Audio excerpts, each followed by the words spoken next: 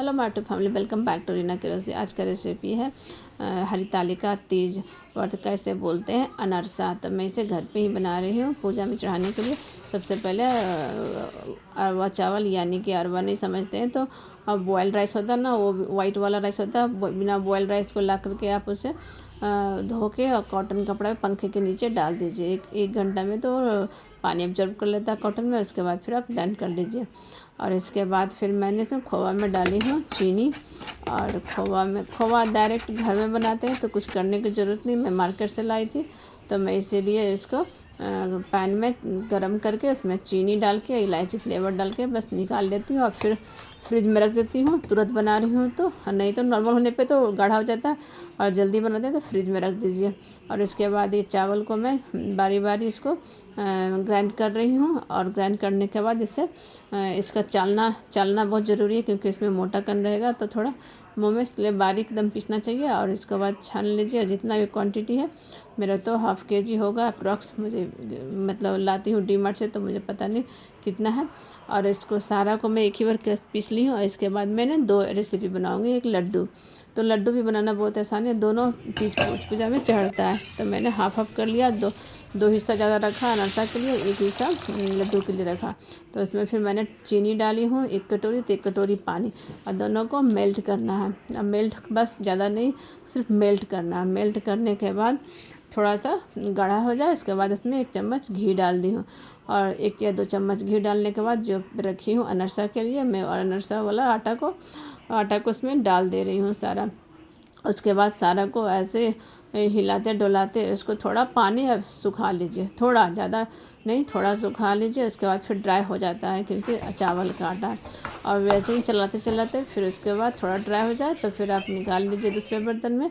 और उसके बाद फिर आप इसको ठंडा पंखे में रखिए, या तो उलटते पलटते थोड़ा टाइम में ठंडा हो जाने पर फिर इसको हाथ से मसल के सान लीजिए, अच्छे से ड्राई हो जाता है। और फिर मैं इसके लड्डू के लिए मैंने घी डाली हूँ। और घी डालने के बाद घी मेल्ट हुआ तो उसके बाद ये आटा रखी थी वो डाल दी हूँ। और फिर इसमें डाल दी हूँ थोड़ा सा वाइट तिल, और चीनी को ये पीस के मैं डाल रही हूँ। तो चीनी को ग्राइंड कर ली हूँ। और बस जितना डाले हैं आप चावल उतना ही, उससे थोड़ा कम चीनी, और 1 मुट्ठी यानी कि 2 चम्मच इसमें वाइट तिल डाली हूँ। और ये खोवा मैंने मेल्ट की थी तो खोवा भी डाल दी 2 चम्मच हेल्दी बनाने के लिए। अब बिना खोवा का भी बना सकते हैं। मैंने तो खोवा 250 ग्राम से मैंने गर्म की थी तो इसीलिए मैंने इसमें थोड़ा टेस्ट के लिए इसमें भी डाल दी। आप चाहें तो एक भी तीज में चढ़ा सकते हैं, इसमें तिल डाले हैं तो। और नहीं तो आप अनरसा भी चढ़ाइए, ये भी चढ़ाइए, और गुजिया भी चढ़ाइए, ठेकुआ भी चढ़ाइए, सब कुछ चढ़ता है बिहार साइड हम लोग। और फिर उसको ठंडा होने पे उसको फिर आप मुट्ठी में से गोल गोल सेव कर लीजिए और बहुत इजीली सेव हो जाता है। और उसके बाद फिर आपका वो लड्डू रेडी हो गया।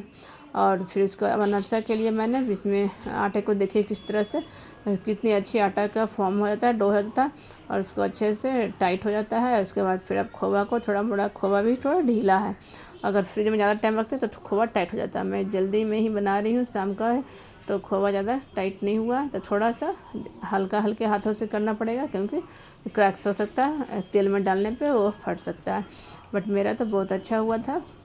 और इसके बाद उसमें पानी डालिए और गोल कीजिए पेड़ा, उसमें फिर बीच में होल कीजिए, उसमें खोवा डालिए। उसके बाद फिर उसको पैक कीजिए रोटी पराठा की तरह। इसके बाद ऊपर से पानी डालिए, पानी लगाइए एक साइड, और उसके बाद तिल सटाइए, वाइट तिल। और उसके बाद आप जिस तरफ आप तिल सटाते हैं, चिपकाते हैं, उसको ऊपर रखिए और थाली में ऐसे सजाते जाइए बारी बारी से। उसके बाद इसको फ्राई करेंगे।